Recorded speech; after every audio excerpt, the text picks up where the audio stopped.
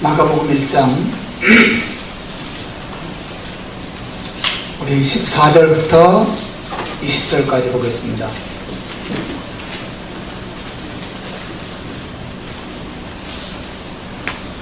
우리 한 절씩 계속 갑시다. 요한이 잡힌 후 예수께서 갈릴리에 오셔서 하나님의 복음을 전파하여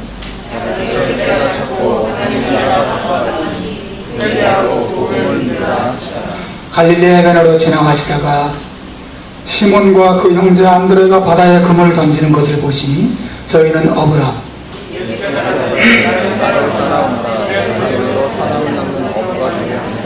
곧 그물을 버려두고 젖히니라.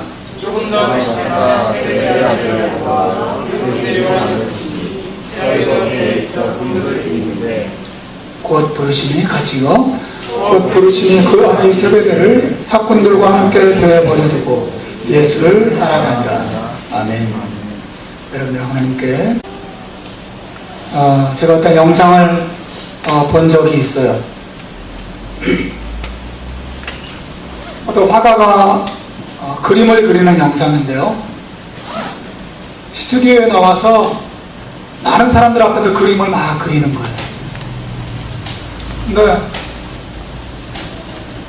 도대체 그 그림이 무슨 그림인지 모르겠는 거예요. 그림을 그린 지 한참 지났는데도 도대체 뭘 그리는지 방청객들이 알아차리지 못하는 것입니다. 지금 뭘 그리는 거지? 그리고 마지막 획을 딱 긋고 그림이 완성되어 있어요. 근데 사람들이 가만히 있어 뭔지 모르는 겁니다. 근데 화가가 그 그림을 딱 돌려서 똑바로 들었어요. 그리고 세웠습니다. 그제서야 비로소 많은 사람들이 와 탄성을 지르면서 박수를 치고 난리가 났습니다. 그 그림은 다른 게 아니라 어떤 사람이 얼굴을 그렸는데 이런 얼굴을 그린 게 아니라 그림자 이렇게 젖은 얼굴 있죠, 그죠? 햇빛이 이렇게 비쳐서 그림자만 이렇게 남아있는 형태, 그 그림을 그렸어요. 근데 그 화가가 이렇게 뒤집어 놓고 그린 겁니다. 어쩜 그렇게 잘 그렸는지 모르겠어요. 너무너무 놀라운 장면을 본 적이 있습니다. 여러분, 우리의 인생이 한 편의 그림과 같다면, 혹은 도화지와 같다면, 하나님은 그 그림을 그리시는 화가와 같은 분이세요. 하나님께서 우리를 그려가십니다. 우리의 인생을 완성시켜 가시죠. 그런데 하나님께서 도대체 우리를 어떠한 모습으로 완성시켜 가고 계시는지 여러분 생각해 보신 적이 있으세요? 하나님은 우리를 어떤 사람으로 만들어 가실까요? 하나님은 우리를 어떤 사람의 모습으로 빚어가시고 또 그려가고 계십니까? 하나님께서 기대하시는, 하나님이 기뻐하시는 우리의 모습은 어떤 것인지 여러분 생각해 보셨으면 좋겠어요. 오늘 본문에서 예수님께서 제자들에게 주시는 말씀 안에 저는 그 하나님의 뜻이 잘 나타나 있다고 봐요. 그것은 사람을 향하고 사람을 사랑하는 사람이 되는 것입니다. 한번 따라서 합시다. 사람을 향하는 사람이 되자. 사람을 향하는 사람이 되자. 한 번 더. 사람을 사랑하는 사람이 되자. 이것이 예수님께서 우리를 부르심의 목적이에요. 여러분의 삶의 목적은 돈을 많이 버는 사람이 되는 것이 아니에요. 여러분의 삶의 목적은 이 세상에서 여러분의 이름을 빛내는 훌륭한 사람이 되는 것도 아닙니다. 여러분 가운데 물론 훌륭한 사람이 나올 수 있고 나오기를 기대하지만 얼만큼 위대한 인생을 우리가 살 수 있겠습니까? 예?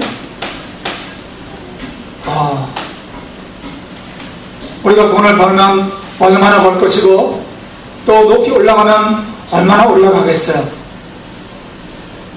우리의 삶의 목적은 거기에 있지 않아요. 우리의 삶의 목적은 하나님께서 우리를 부르신 그 부름의 목적을 이루어드리는 것인데, 그것은 다른 것이 아니라 사람을 사랑하는 사람이 되는 거예요. 네? 여러분이 아무리 많이 배우고 아무리 많이 끌어모으고 아무리 높이 올라가고 아무리 영광스러운 지위를 가진다 하더라도 정말 여러분이 사람을 사랑할 줄 모르고 사람을 귀하게 여길 줄 모른다면 여러분의 인생은 빵점입니다. 몇 점이요? 빵점이에요. 빵점. 그러나 여러분이 사회에서 아무리 밑바닥 생활을 하고 여러분이 배우지 못하고 가진 것이 없고 여러분이 늙고 병들어서 지금 이 순간에 삶을 마감한다 하더라도 여러분이 사람을 사랑할 줄 아는 사람이 되었다면, 사람 사랑하고 사람 섬기는 사람이 되었다면 여러분 가장 위대한 사람이 되는 것이고 하나님의 뜻을 이룬 사람이 되는 것이에요. 오늘 설교의 제목은, 주제는 거기에 있습니다. 오늘 예수님께서 갈릴리를 두루 다니시면서 자신의 공생애를 시작하고 계세요. 많은 사람을 만나셨습니다. 그리고 다니면서 병자들을 만나시고 그들을 고쳐주시고 또 그들에게 하나님 말씀을 가르쳐주시고 천국 복음을 전파하셨어요. 그 가운데서 아주 중요한 일을 하시는데 제자들을 부르시죠. 갈릴리 바닷가를 가시다가 베드로와 안드레를 만나시고 야고보와 요한을 만났습니다. 그들이 그곳에서 그물을 씻고 있었고 또 그물을 손질하고 있을 때 주님이 그들을 부르셨어요. 특히 오늘 본문에는 시몬 베드로와 안드레를 부르시면서 주님이 그들에게 하신 말씀이 기록되어 있죠. 17절 말씀이에요. 우리 한번 소리내서 읽어봅시다. 17절 시작. 나를 따라온다. 사람을 아멘. 따라서 합시다. 나를 따라오너라. 나를 따라오너라. 내가 너희로 사람을 낚는 어부가 되게 하리라. Follow me. 나를 따라오너라. 나를 따라오면 내가 너희를 어떤 사람으로 만들어주마. 예수님이 제자들을 부르셨어요. 예수님이 저와 여러분을 부르셨습니다. 예수님 우리 교회를 불러주셨어요. 그리고 여기서 세워주셨습니다. 왜 부르셨습니까? 왜 여러분을 그리스도인 되게 하셨습니까? 왜 여러분을 하나님의 백성 되게 하셨죠? 왜 이곳에 교회를 부르시고 교회를 세우셨습니까? 왜 이 땅에 수백 개, 수천 개, 수십만 개의 교회를 하나님이 세우셨습니까? 왜 여러분을 믿음의 가정에 태어나게 하셨어요? 왜 하나님 말씀을 듣게 하십니까? 왜 하나님의 사랑을 알게 하시죠? 왜 믿음으로 이 세상을 살게 하시는 것입니까? 그 믿음으로, 그 하나님의 사랑으로, 하나님의 도우심으로 돈 많이 벌고 또 높은 자리에 올라가고 건강하고 하는 일마다 잘되고 계획이 다 이루어지는 그런 삶을 살게 하시려고 하나님 우리를 부르셨나요? 맞습니다. 그럴 수 있습니다. 그러나 여러분, 더 중요한 목적이 있어요. 더 중요한 목적이 있습니다. 왜 부르셨어요? 나를 따라오너라. 왜요? 목적이 무엇입니까? 내가 너희로 어떤 사람이 되게 하겠다고요? 어떤 사람이 되게 해요? 사람을 낚는 어부가 되게 하리라. 사람을 낚아내는, 사람을 얻는, 뭐죠? 사람을 구원하고 사람을 생명 얻게 하고 사람들을 하나님 앞으로 인도하고 사람을 변화시키고 사람을 온전한 사람들이 만드는 일에 너희의 삶을 드릴 수 있는 그런 사람이 되게 하겠다고 우리 주님이 약속하세요. 이 본문은 대단히 중요해요. 두 가지 면에서 중요합니다. 첫째는 우리 예수님의 삶의 관심사가 어디 있는가를 보여주죠. 어디 있어요? 나를 따라오너라. 내가 너희로 뭐 하겠다고? 돈 왕창 벌게 해줄게. 나를 따라와라. 만약에 그렇게 하셨다면 예수님의 관심도 돈에 있는 거겠죠. 나를 따라와라. 내가 너 총리 만들어주고 대통령 만들어줄게. 나 따라와. 내가 너 좋은 대학 입학시켜줄게. 만일 거기 있다면 예수님의 관심은 이 세상의 지위와 영광에 있었을 것입니다. 나를 따라와라. 내가 너희들에게 선물 줄게. 뭐요? 무슨 선물 주시겠습니까? 너 나 따라오면 사람 낚는 어부 만들어주마. 무슨 말이에요? 이 본문은 우선 예수님의 삶의 관심사, 예수님은 무엇에 관심을 가지고 예수님은 무엇을 사랑하고 예수님은 무엇에 힘쓰는 분이신지를 우리에게 보여주고 있어요. 예수님의 관심은 돈에 있지 않고 명예에 있지 않았어요. 예수님의 관심은 어디에 있었어요? 사람에게 있었습니다. 사람. 예수님의 관심은 사람에게 있었어요. 사람을 살리는 데 있었어요. 사람을 사람답게 만드는 데 있었습니다. 여러분, 이 사단의 문제가 어디 있어요? 이 사단의 문제는 법의 문제, 제도의 문제가 아니에요. 이 사단의 문제는 경제적인 불평등의 문제에 있는 것이 아닙니다. 이 사단의 문제는 청소년 문제, 노인 문제, 질병의 문제, 거기 있지 않아요. 이 사단의 문제의 핵심은 사람. 사람이 망가졌어요. 사람이 부패해졌어요. 사람의 생각이 음란합니다. 사람이 욕심으로 가득 찼어요. 이 세상의 문제는 사람에게 있어요. 사람이 안 바뀌는데 사회가 바뀌겠어요? 사람이 안 바뀌는데 가정이 바뀌겠습니까? 예? 사람은 악하고 더럽고 폐역해요. 그런데 그 사람 몸에다가 좋은 옷을 입히고 좋은 시계를 차고 좋은 모바일을 돌려준다고 해서 사회가 좋아지겠습니까? 여러분, 사람이 안 바뀌면 가정도 사회도 소망이 없는 것이에요. 이 사단의 문제는 사람의 문제예요. 사람. 주님의 관심은 사람에게 있었어요. 사람을 부르고 사람을 고치고 사람을 변화시키고 사람을 구원해내고 사람의 영혼을 새롭게 만들고 사람의 육체도 고쳐주시고 사람의 정신 상태를 똑바로 만들어주시고 사람에게 있었습니다. 예수님은 사람을 사랑하시고 사람을 행복하게 만드셨어요. 그렇게 하기 원하셨어요. 주님의 관심은 사람에게 있었습니다. 나를 따라오너라. 너 나 따라와서 배우면 사람 낚는 어부가 될 거야. 본문은 예수님의 관심이 사람에게 있었다는 것을 보여줘요. 한 걸음 더 나아가서 예수님이 우리에게 무엇을 말씀하십니까? 그것이 예수님의 관심사만이 아니라 예수님을 믿고 따르는 예수님의 부름받은 우리 모두의 관심사가 되어야 한다고 교훈하시는 거예요. 나 믿어라. 나 따라와라.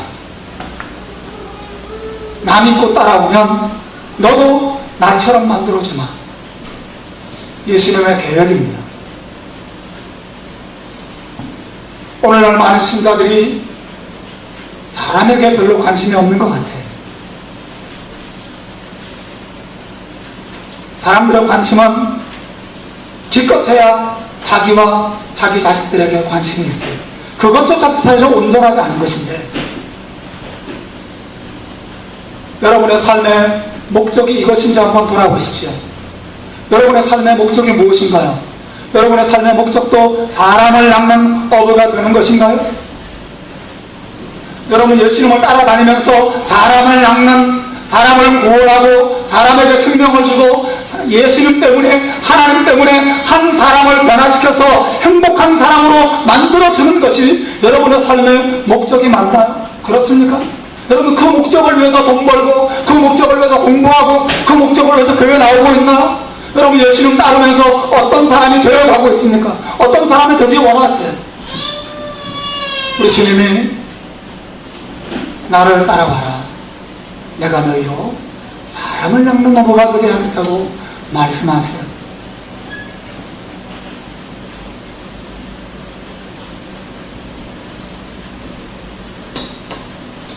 여러분, 사람을 낚는 어부가 된다는 게 뭐예요? 몰가나 목사가 되고 선교사가 되고 전도자가 되어서 매일 거리에 나가서 전도지 나눠주고 그런 삶을 살아야 한다는 뜻인가요? 아니에요. 사람을 낚는다는 것은 다른 사람을 여러분처럼 만드는 데 있습니다. 그리스도인은 누구예요? 그리스도인이란 이미 낚인 사람들이죠. 예? 그렇죠.